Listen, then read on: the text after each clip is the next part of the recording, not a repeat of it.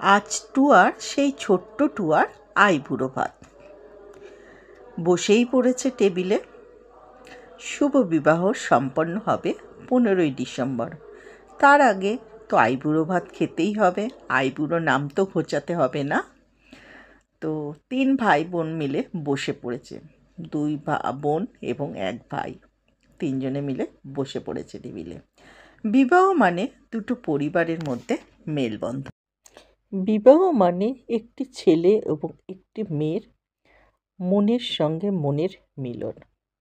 বিবাহ মানে একে অন্যের সঙ্গী হয়ে সারাটা জীবন একসঙ্গে থাকা। যাই হোক, এবার দেখা যাক খাবারের টেবিলে কি কি পদ দেওয়া হয়েছে। প্রথমেই টেবিল সাজিয়ে দেওয়া হয়েছে ভাতের সাথে। প্রথমেই দেওয়া হয়েছে যে পদটা নেবে সেটা হচ্ছে বেগুন ভাজা, ঘি।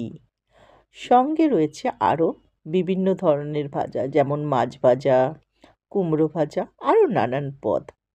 আর সাথে আছে ডাল, শিম দিয়ে সুন্দর করে একটা ডাল।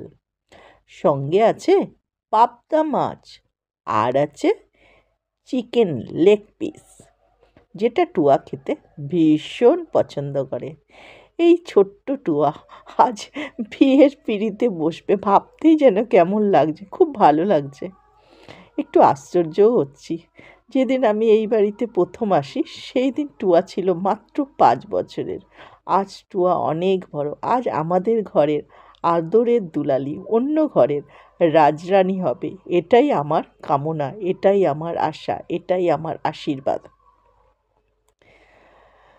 তো ঘি দিয়েই দিল টুয়ার কাকি, পাতের মধ্যে ঘি দিয়ে দিল। দেখা যাক টুয়া এবার কী করে।